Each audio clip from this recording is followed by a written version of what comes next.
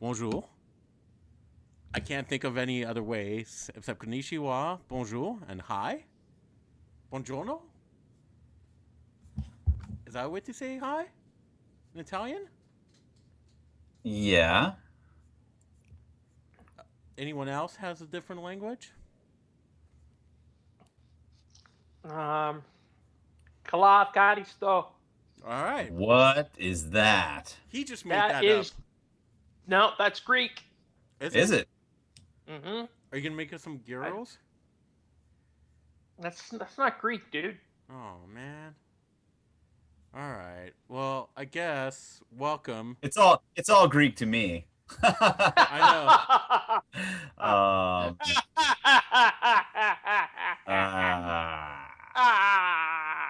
I guess we can say welcome to the Comic Impact Pick of the Week. Yay! September 30th, last week in September 2015. I am Simon Dowdy. I am Sheldon Lee. And I am Darren Thomas. You are not Darren. Whoa! I almost dropped my mic. Jeez, you're very passionate and upset about this. He's slapping something on the table. So Darren has officially changed his name to DT, people. That's what we call him around here. We're going to talk about comics for last week. Who wants to start it? I don't know. Why do you sound so upset about it? You sound very sad and upset. I'm not going to lie. Comics were... Meh. They happen. Yeah, that is true. They did. It certainly did happen. I'm not going to lie. I'm not jumping up and down and being excited about stuff that came out last week because it was just a quiet week last week. It was a quiet week last week. And the week before. Yeah. No, but there were some good things that came out last week. Yeah? Yeah. What did you fancy? What got you excited, sir? Well, I mean, the first book I'll talk about is an Image book, a new #1. Ooh. Called From Under Mountains by Gibson, Long, and Mel Gibson Churchland. wrote a comic? Yeah, anyone. Yeah. Now, anytime the last name Gibson appears. Now, hold on. Is this the one about the two gay cowboys with Jake Gyllenhaal? No, this is From Under Mountains. Oh, okay, gotcha. It's not Top Mountain. No. I think you're thinking of. I think I was thinking of Brokeback Mountain. I think that movie's like 11 years old now. Fuck, I feel old. I know. Anyway, so this was a really good comic, kind of reminiscent of Game of Thrones in my mind. And did people sleep with their siblings? No. So we're just gonna make constant jokes. That's what's gonna happen? Pretty much. Yeah. Okay, I just wanted to know. Have you heard this podcast that you are part of? No. Well, I'm trying to get some enthusiasm to talk about the plot of this book. Uh-oh. And it's going to be difficult if you, Simon, constantly interrupt. You got called out by the teacher. I did. And I'm just hot for teacher. Go ahead. I got it bad, got it bad, got it bad. He's hot for teacher. So are we just going to start singing songs during each review now? Yeah. I say this comic starts with a demon. People, don't you see? Then he introduced to a king and his children. Wow. Okay, I was kind of giving you the plot. Yeah. I dig it. I like it. I know. No, so this is like a musical now. I'm interested. Okay, so basically, here's what I really like about the book. It's difficult to tell you like exactly what's happening, but it's very engrossing. It's a very engrossing read. Like a lot of things happen in the issue, but you don't yet know the context by which to base a judgment. Okay. You know, so like the book starts with somebody summoning a demon into being. And we don't know who that person is or why they're doing it. And then the scene goes to a place called Carsgate that is a kingdom, and we are introduced to the king and his son and daughter. The son is going to go to like a tournament, where he rides his horse and shows off. And the daughter kind of wants to go as well. But he goes, no, your job is to stay here and get married. And so we see a little bit of how the kingdom works. Then we go to another scene where it's a kind of a Han Solo character, I would say, but it's this female character who owes money at her bar tab and promises them that she's going to pay them back just as soon as she pulls like this one last job. And so those characters are introduced. Then what happens is we see the son of the prince, and he is attacked and killed by the demon that we saw at the beginning of the comic. And the thief at the bar witnesses it because she's breaking into the castle at the time. And then the comic ends with some of the king's advisors rousing this old war hero, like a famous war hero who's now become a drunk, and saying, we have a job for you. And then the comic ends.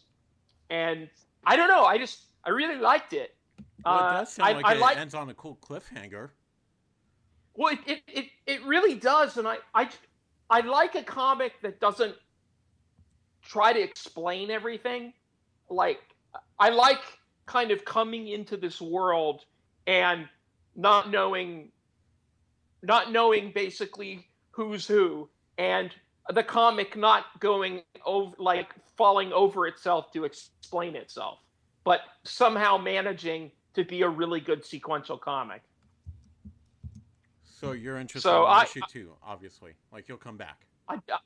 I definitely will. I think it's a really strong book, and I've never heard of any of the creators who are doing this book. I'm sure they've done something. I just haven't seen it.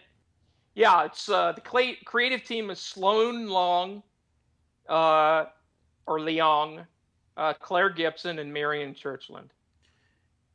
It's interesting. Never heard of any of these people before. No, I never have either. But they're really good storytellers. I mean, their art is really beautiful to look at. The story flows really nicely, and it was funny when I was reading this book. I was thinking of like Wolf and how much I don't like Wolf, and how Kirk's not on tonight, and how like you didn't know what was going on in Wolf, but you totally felt disoriented. Whereas in this book, I mean, you don't know exactly what's going on, but you don't have that sense of alienation from the story. Interesting. Yeah. Well, sounds like a good number 1 that people can pick up. Indeed, it is. Well, what about you, Simon? What do you got? What ruffled your feathers this week? So I actually read a mainstream Marvel book that was not. What? Look, okay, before everyone jumps and be like, I thought he wasn't reading mainstream Marvel books. Technically, this book started 8 years ago. Okay. Does that continue? Work? Captain America, White, number dos. Okay. So, I wasn't on when you guys talked about number 1. And you guys totally talked about what is this book even doing nowadays and why is it still being published now that Bucky is forever will be the Winter Soldier. Between movies, between everything the Brubaker has done, I still wanted to pick this up. I'm a big fan of the Tim Sale, Jeff Loeb, Spider-Man Blue, Daredevil Yellow, Hulk Gray stuff. And I was like, okay, Captain America White. I'll pick it up again. Sure, why not, right? Heroes is back on TV. It's like 2006 all over again, in a way, right? Mm-hmm. Oh, Tim Sale. Look, I love you, buddy. I have a Spider-Man tattoo. It's based on your artwork. You're a really cool guy. Jeff Loeb. You're a nice man. I've met you several times. This feels so campy and so cheesy and just, I don't know why this is being published right now in September, October 2015. If this was getting published, let's say a couple months before The Winter Soldier came out, I would have been like, okay, Marvel's putting this out so they could have a trade featuring Bucky.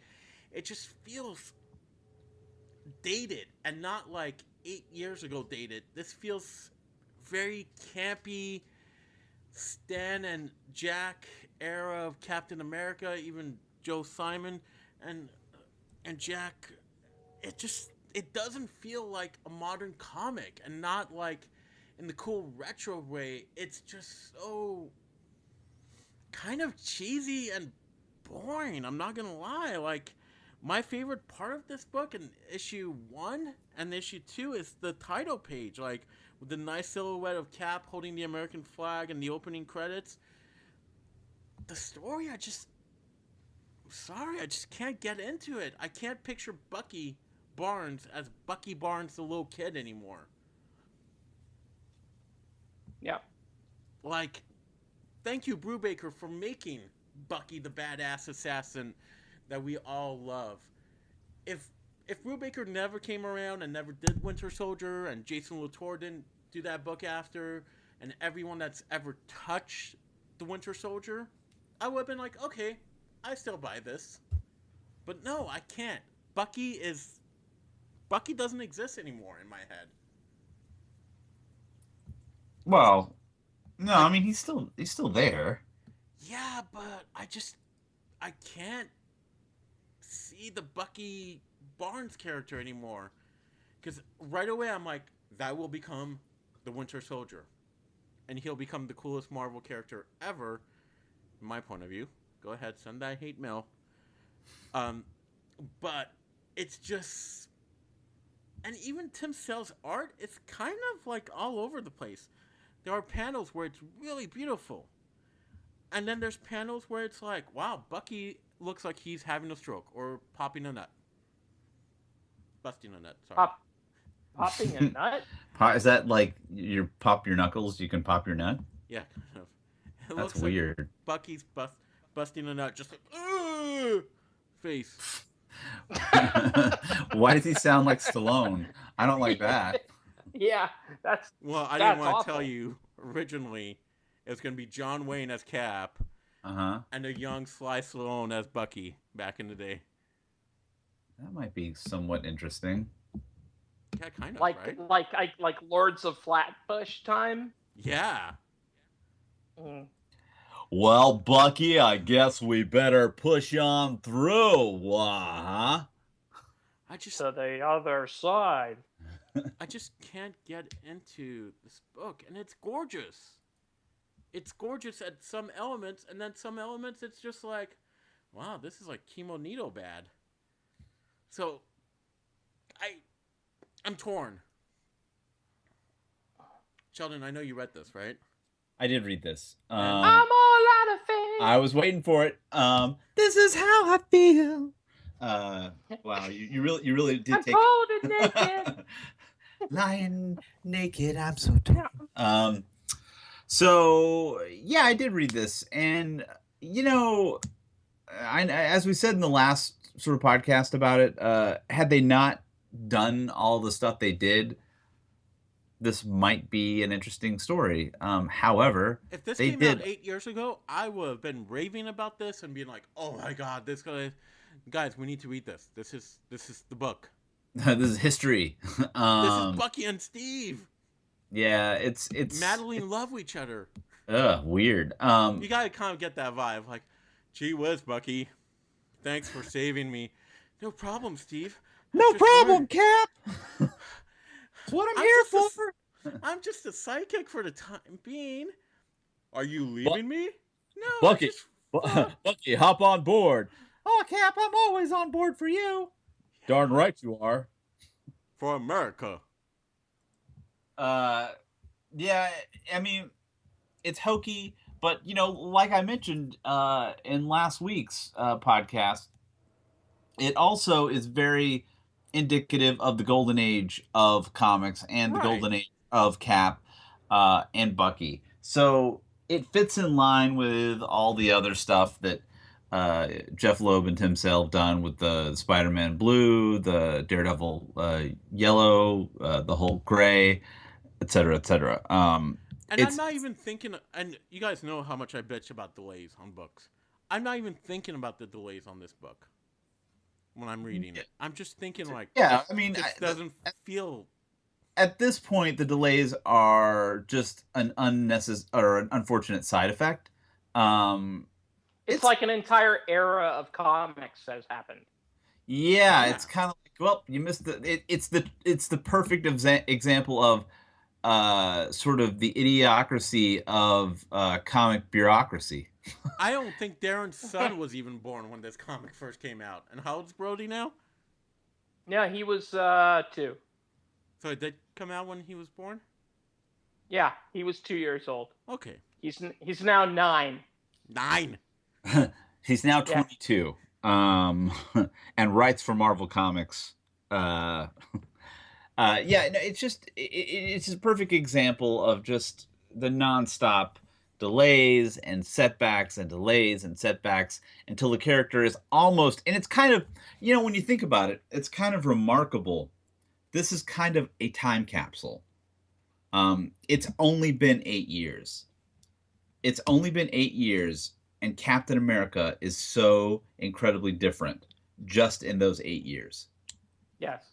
It's kind of weird. Because something magical happened to Captain America, whose name is Brubaker. Yeah.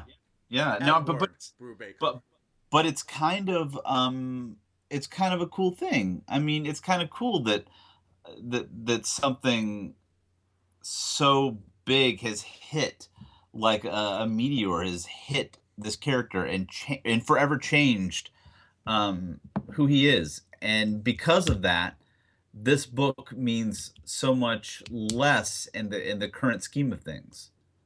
So my question is, for you guys, pretend the Brubaker stuff didn't exist. Yeah. Would you rave about this book? I still probably wouldn't. No. I wouldn't rave about it because I think out of all the color books they've done, this is probably the weakest one. Spider-Man Blue is still my favorite. Daredevil Yellow is mine.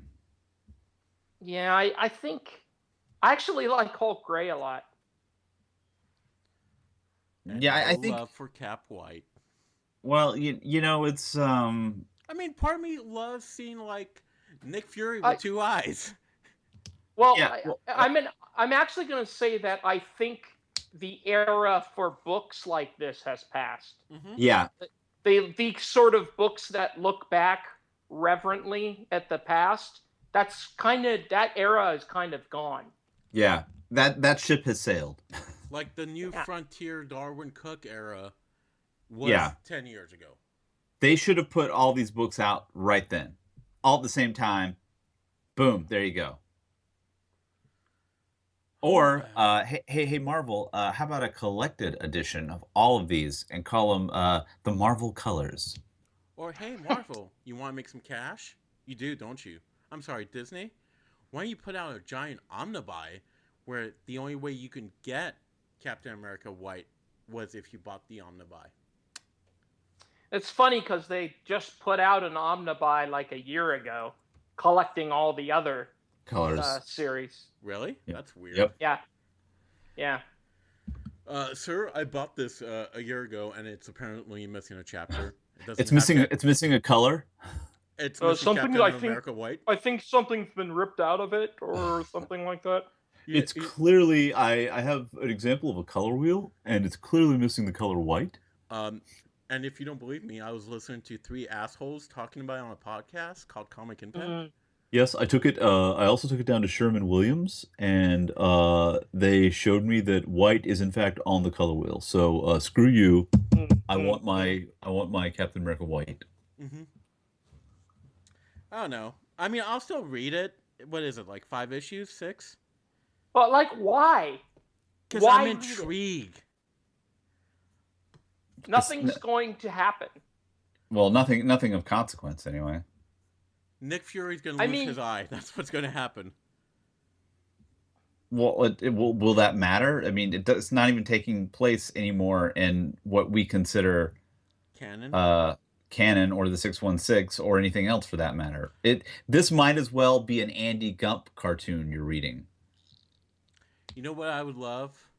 Tim Sale, Jeff Loeb, if you guys are listening, what if the last issue has some Tim Sale Winter Soldier art and he's telling his story about him being Bucky, and then he goes off on some badass assassin mission? Well, it still wouldn't match up to the history. I just want to see Tim Sale draw Winter Soldier. That's not going to happen. Oh, man. Sorry. Spoiler alert. Hashtag sad panda. Yeah. Well, doesn't it make you wonder, like, what has Tim Sale been doing? Yeah. For the last, like, 8 years? He's been working on new concept art for a hero? No? Or Jeff Loeb for a little bit? Maybe, yeah. No, Jeff Loeb's been working. I know Jeff Loeb's been working on the cartoons and on the live-action TV shows. I didn't hear about Tim Sale doing, like, storyboard art or anything like that. I haven't heard anything. Yeah. About He's up about in him. Seattle watching the Mariners play. There you go. I'm trying to be nice. Okay. All right. All right. What do you got, Sheldon? So I'm really debating what one of my 2 books is going to be. Because there's 2 that I kind of want to talk about. Well, obviously one is your pick, sir. One of them is my pick. This one is not, however. And oh man, there's like, I know you want to talk about Grumpy Cat #1, and you got an advanced review of it for us. Yeah. Yeah. I think you should wait for that. Yeah, I'm gonna pull a twofer here. I'm gonna talk about 2 DC books, but I'm gonna do it quickly. How about that? Wait, we're talking about DC books? I feel like we never talk about DC books. I know, and I can do it quickly enough. One is not really a book, but it is really a book. It is Batman Annual #4. By Tynion the Fourth. Let's see, what is their actual name? I'm just making up names here. I'm like, Billy Bob Thornton is on it. I feel like that cover. I've seen that cover before. Yeah. It is James Tynion the Fourth, Rogue and Antonio. Yeah. Does the art? It's not Rogue. Rogi. I'm really ruining your name is what I'm doing. Sorry. But I'll tell you, his art is very, very, very similar to, oh my God, I am blanking on this other guy's name, but man, I know he is someone that I actually like his art, and I can see it in my head, and he did that, oh, why am I blanking on his he did that Dark Horse comic that we liked, that sort of miniseries. Albuquerque? Yes. A little bit. It has some Albuquerque in it. Yeah, and it could just because of the coloring in it. But I think it has that sort of Raphael Albuquerque style. But what is it? Sean Gordon Murphy is on it too. That's who did the cover. That's why. That's very much. I feel like why. I've seen that image of Batman like that before. Maybe on Murphy's. Probably like on his Tumblr or something. Yeah. Or his Twitter or whatever. So so real quickly about this one, this issue is basically the Bruce with amnesia going back home to Arkham, or not Arkham, Wayne Manor, that has used to be now converted Arkham Asylum, because that happened, and he's going back to it and saying, this is now my home. I'm reclaiming it, and the people from Arkham have been moved out, and Alfred saying, no, Master Bruce, you really, you need to move back in here. This is your family's heritage. And he's like, I don't know. It doesn't really hold anything to me because of my memory. And Alfred's like, no, you need to trust me. One Master day Bruce, you this need to one come day home. this will mean something to you. Maybe right now it doesn't, but you really should. So in a really messed up situation sort of way, things unfold. And it turns out Clayface, the Riddler, and Clayface, the Riddler, and Mr. Freeze end up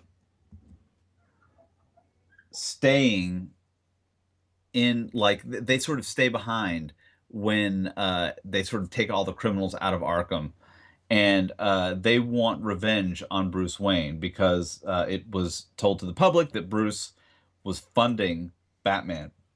However, obviously, Bruce Wayne has no memory of this, but they don't care. They want justice for them.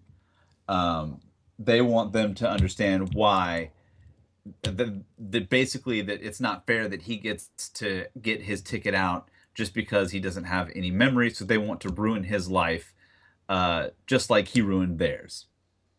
And so they try to basically kill Alfred and Bruce's new love, who is with him, in the same manner that they killed his parents, with a gun. They set it up like Crime Alley. They set the entire situation up like Crime Alley with the same revolver that they did the research to find, by the way. This sounds complicated. It's pretty messed up, actually. They like went through a lot of trouble. Did you read this? No. It was good. It's basically a one-off, but it was actually really good. Which is why I wanted to sort of mention it. But they basically set it up, which is pretty messed up, and they kind of are forcing Bruce to do something. And because he's sort of taken on this persona now of, I'm Mr., passive, and I don't do anything anymore. And they kind of found out that he disappeared for 8 years, and that he was having some emotional issues and stuff like that. And they kind of rub it in his face. And they really, they truly like mess with him. I'm kind of bored. And I'm not gonna lie. What's that? It's kind of boring. No. It's good. So they start really messing with him, and they want to scar him deeply, and they go to shoot him, and he ends up turning the tables on them, and ends up moving back into Wayne Manor, ultimately, and sort of catches them without being Batman. And it's kind of like, okay. So it's a nice, to me, I thought it was a nice companion piece to essentially what was the first issue of that Arkham Manor or whatever it was, which I only read the first and second issue, and then I stopped reading the comic. So I was like, okay, I'm done. I get it. I get what they're doing. I'm done. So it's like, if you read those two and then you stopped reading it, all you really need to do is read this issue, and then you could close the book on it. So it was kind of nice that I didn't have to read it anymore. But that was that issue, and it did stand out as a better annual than most of the others. The other issue that was actually really, really good for DC was, believe it or not, the Dark Side War #4, Justice League, or 44 rather, but it was also #4, um, which ends with basically the death of Darkseid. I don't approve. Yeah, I knew you wouldn't. Um, Or it's is he going to come back stronger, faster, better? I have no idea. He has a gaping hole where his stomach/chest should be. He is lying there, what looks like lava coming out of his nose, eyes, mouth, and every other orifice, broken, completely down. And it just says a god has died, and he is down. Like he is, there's a man down. Who killed him? But well, you are to presume the Anti-Monitor, because they were having this huge, crazy ass fight. Uh, but it also could have been Shazam. No, it's the Anti-Monitor. It's the yeah, no, it's the it's the Anti-Monitor with the help of this guy that basically like runs through him because he took the Flash's powers. Um, he's called something Blade. I'm not Wesley familiar with. Snipe? No, the Black Oh. Racer. Oh, Have you ever heard of? of course. It's a Kirby Yeah, creation. that's a Kirby creation. Yeah, He the was in the Black New Gods. Yes, the Black Racer is in it, and he basically runs through Darkseid after getting the essence of Barry's speed power, and basically becoming the Flash to an extent, runs through Darkseid. Huh. It's kind of crazy. Simon, I actually really think you would be enjoying this because it's very big and deep into the gods and everything like that. But it was also worth mentioning, not just for the beautiful artwork, because the artwork is incredible, but the story's been really decent, like really decent. Is this And still Superman, Jeff? huh? Yeah, yeah, it's still Jeff. It's still Jeff Johns. It's still Fabric. It's the same team. They're still doing an awesome job. And Batman is still on the Mobius chair, and he's still kind of a dick. So, is this Batman Gordon or is it Bruce? It's Bruce. This takes place prior to the whole shenanigans. All right. But it's good. It's good. If you say so. I do. Trust me. It's a lot of fun. It's good DC. It's kind of what I wish was going on still right now. Darren, Yeah. do you got another book?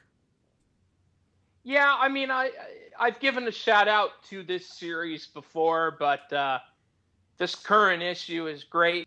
Anyway, this is sort of this storyline has gone on a lot longer than I thought it would. It's like issue 8 What book is that? of Sorry, we of didn't hear you. You got choppy. it's Stray Bullets. Okay. Stray Bullets, Sunshine and Roses, number 8.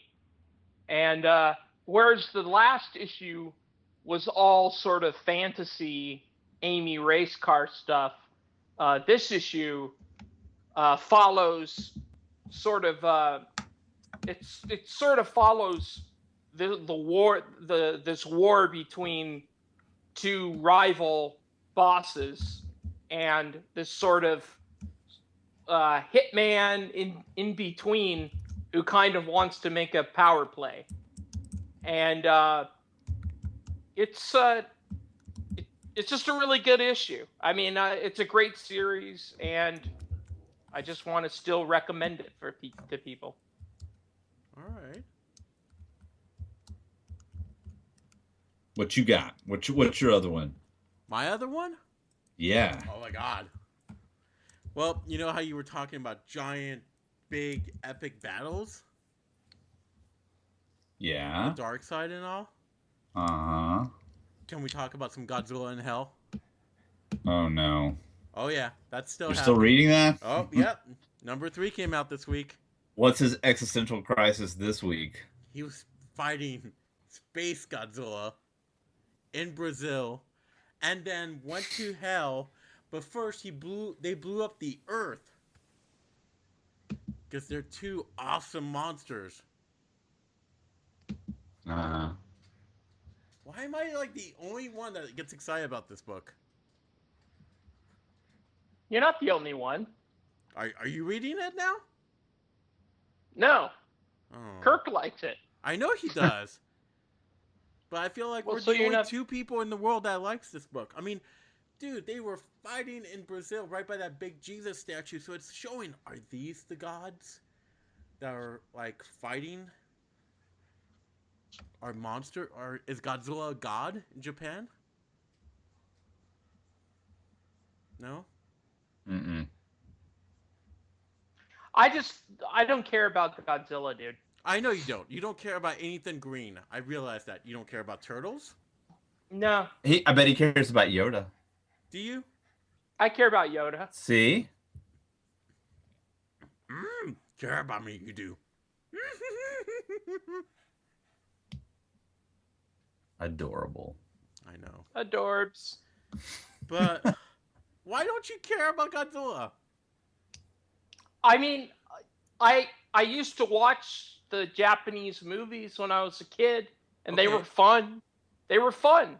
So as But a kid, you I enjoyed fun. refuse. Yeah, but I refuse to get excited about a book that treats Godzilla seriously. I get that. Just take It's it silly. for what it is. It's silly. I don't think it takes itself It's seriously. Godzilla in hell, fighting all the people, being swarmed on by all the people he's killed. Come on, I mean, it's adding a significance to the character that the character never had. I just think it's fun. That's all I have to say about that. I just think it fun. might be trying a little too hard. It's not like Godzilla sitting down with like heads of states and talking, look, I'm sorry I destroyed Japan. No, it hasn't gone that far yet. But it is trying to be a little too heady for its own good. It's like, guys, it is still Godzilla. Yeah, it's fun. It's over the top. It's ridiculous. It's almost like someone sat in a room, and they were like, what can we do to make Godzilla relevant? What can we do? I honestly think we can make a headpiece on Godzilla. I honestly think that this movie exists because of the success of Pacific Rim. The comic? And the Godzilla movie with Cronenberg. Yeah, but Pacific Rim is an example of a movie that got the fun part right. I think this gets it right. It's just big, giant lizards fighting each other. Space Godzilla versus Earth Godzilla. I don't know. Maybe I just enjoy giant lizards, like turtles. I think you do. I think that's your thing. Oh yeah, Turtles number 50 comes out this week. We'll be talking about that next week. I don't know. I enjoy it. I'm gonna go in my little corner. You've been bad. Whatever. But you know what's good? You know, this really won't do anyone good, especially not your wallet. But what the hell? I'll say it. If you go to CriterionCollection.com right now. You and me, sir, we are too much alike. I was on that site earlier, and their 50% off. And their site keeps on crashing every time I try adding something to a shopping cart. Well, there's only like 12 minutes, I think, left. No, it's until the 7th. So by the time this is up. No, it's yeah, tomorrow is the 7th. There's only 12 minutes, but it's the 7th their time. So there's only 12 minutes left. So what are you buying us? I'm not buying anything. I'm just saying that there's a lot of stuff on here that I'd really like to buy. I want to buy the Fantastic Mr. Fox. I want to buy some Wes Anderson films, basically. Well, I want to buy all the Truffaut movies. That would be nice. And there's also there's another one, a collection that usually is kind of expensive, but I kind of want to buy it. It's called America Lost and Found, the BBS story. Oh yeah, oh yeah. It's got That's Head, awesome. Easy Rider, Five Easy Pieces, Drive, He Said, A Safe Place, The Last Picture Show, and The King of Marvin Gardens. And really, the reason I want to get it is because I want The Last Picture Show, and that's the only way you can get The Last Picture Show, and it pisses me off. Well, you know what's awesome? I also want to get Two Lane Blacktop. Why? Sheldon, if you cut that cord, What? the cable cord, Right. guess what? Hulu has every Criterion. Well, I already have Hulu. Well, do you have Who a says- Hulu Plus account? Yes. Then cut the cable cord. No, but you can't do that. Yeah, you can. No, I mean, I'm saying it doesn't. It doesn't matter. Hulu still doesn't have everything. Hulu still doesn't have all the Criterion. That's debatable. No, it's not. They actually don't. Yeah, they do. No, I'm telling you flat out, they do not have all the Criterion. They will tell you they don't too. They have a lot of them, but they don't have all of them. Well, they have the good stuff. They have the French New Wave stuff. You went from they got everything. I'm pretty sure they got a few things. They got all the French stuff. They don't. I'm telling you. I know for a fact they do not. Because I looked into it, because I was excited about it, and then I got sad when I found out they did not.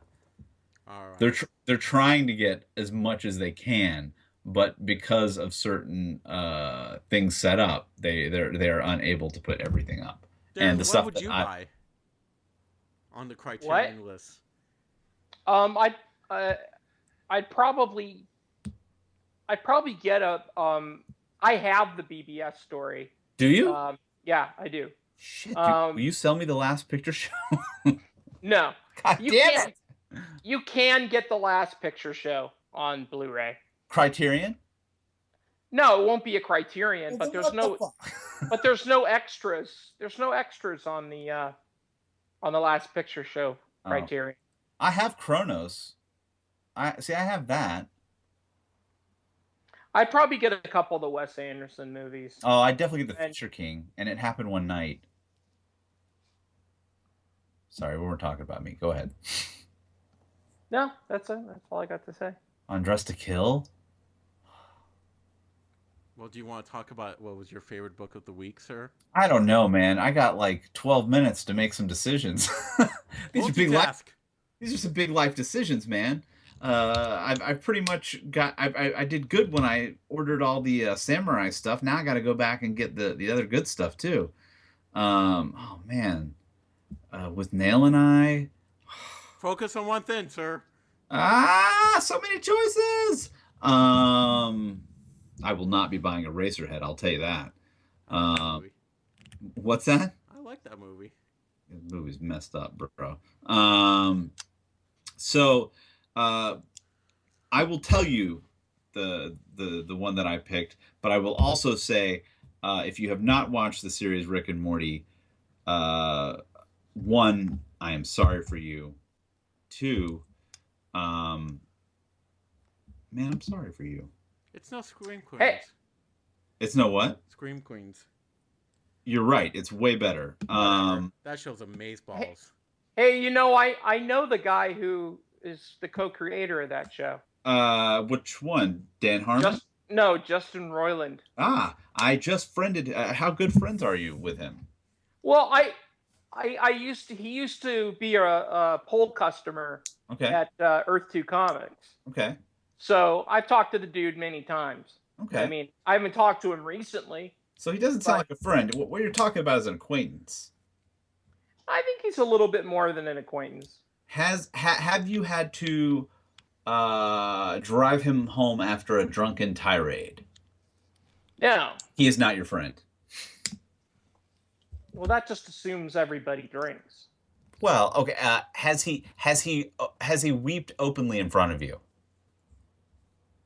Not that I can recall. Not your friend. Yeah. I'd like to consider you a friend, Sheldon. You have not cried in front of me. The next time we meet, I will weep openly in front of you. I'll kick him in the nads for you. You don't have to do that, Simon. I have already been kicked emotionally in the nads so many times that it will be easy to weep in front of you. It'll become this. Flashback to 5th grade, Sheldon. Nope. With my Meisner training in hand, I will be Meisner. Sanford Meisner. I will be ready. All right. Let's talk about let's talk So- about some comics. But yes, Rick and Morty season finale was amazing and unexpected. Amazing series, which they also have on Hulu, by the way. So the pick for me this week Scream was Queens! not Scream Queens. Queens. It Love was Rick and Morty. Drifter number 8 by Ivan Brendan and Nick Klein from Image Comics. And it's a whole whopping $3.50. And So why it should we was. care?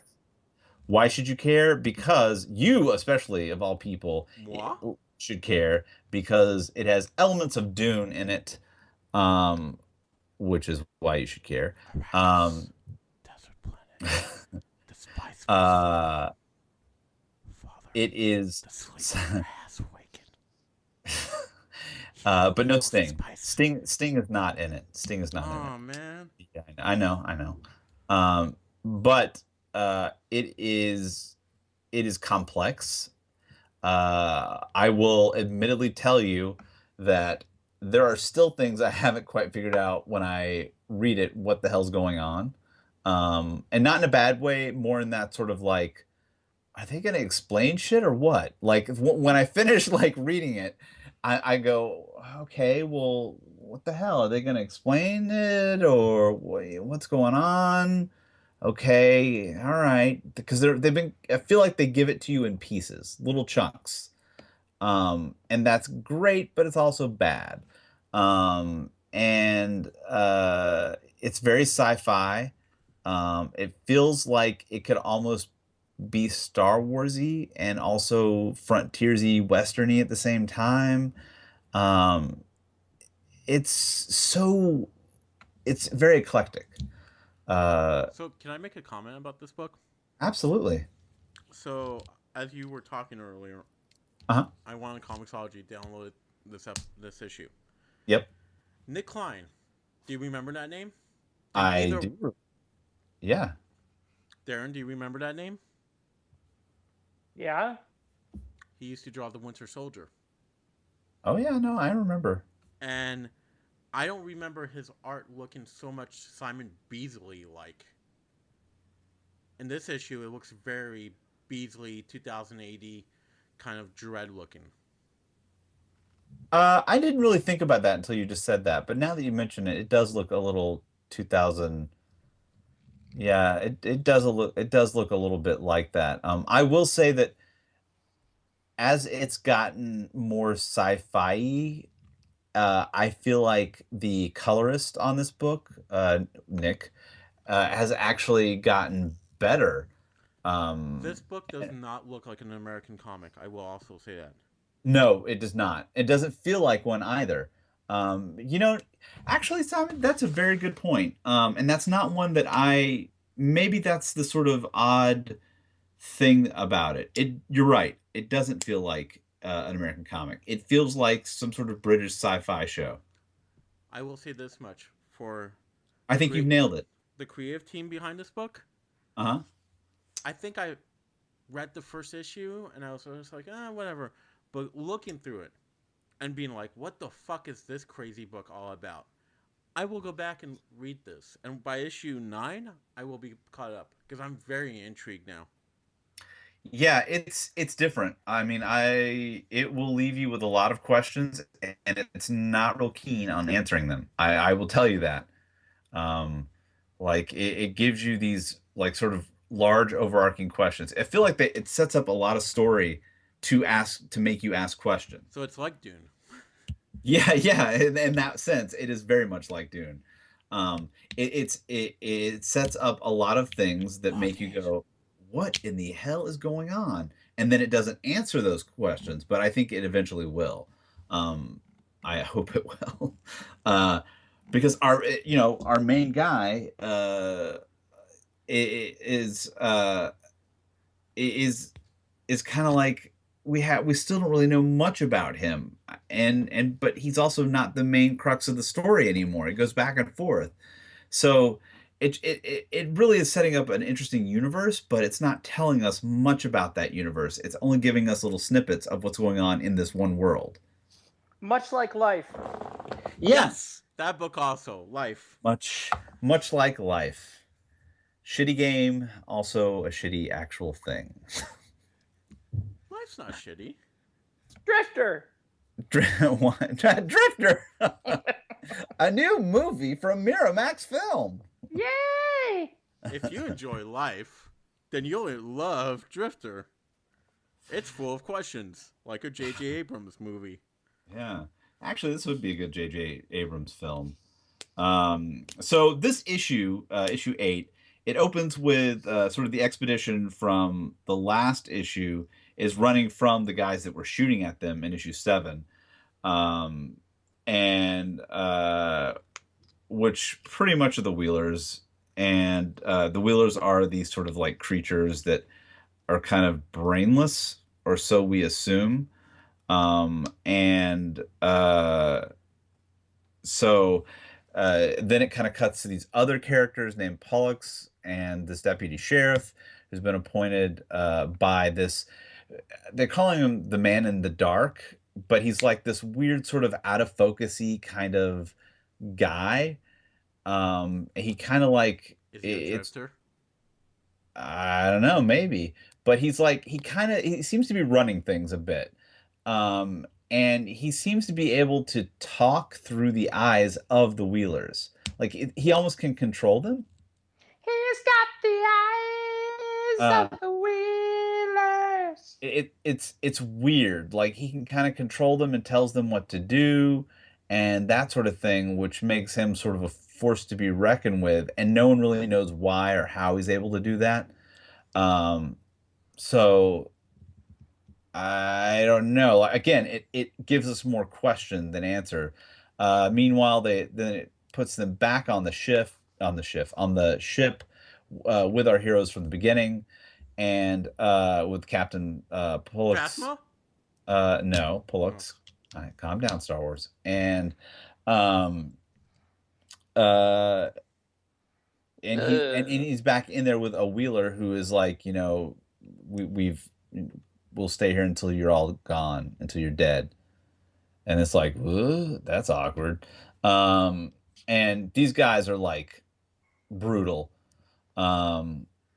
So it's just, it's setting up all these really odd sort of things. And we don't really know, like, if that guy can control these guys, how can he do that? I can tell you. Okay, tell me. The spice controls everything. Marcus. The spice must flow. He who controls the spice controls everything. Life. Mm-hmm. Is that long live the new flesh? Yes, long. Oh, that's a good criterion. Do they have that? Yeah, Videodrome. Hell yeah! Are you serious? I own Videodrome. I own Videodrome and have it signed by David Cronenberg. Oh, snap! I have David Cronenberg sitting right over here in my house. Do you? David Cronenberg signed my penis. Yeah, and then that's what he came up with. Long live the new flesh. Yeah, but he's in here in my house, and he won't leave. Really? Yeah, he won't leave. What's your favorite Cronenberg movie? Do you want me to ask Cronenberg that? No, yours. I'm curious. Oh, mine? I don't care what his favorite Cronenberg movie is. He just said he loves them all. Well, what's yours? I know what he's gonna say. You don't know what I'm gonna say. I don't think he knows any Cronenberg movies. You don't know. You don't know shit. Hey. I think that's what it is. I think he's looking it up on IMDb and being like, "Fuck." Yeah. Which I have to come up with something. You don't know me, man. So which one? I know you. I think Sheldon has never seen a Cronenberg movie in his life. You would be wrong. All right. What's your favorite? I don't know. Let me think. On this week's episode, we find out Sheldon doesn't know anything about David Cronenberg. Click here to listen.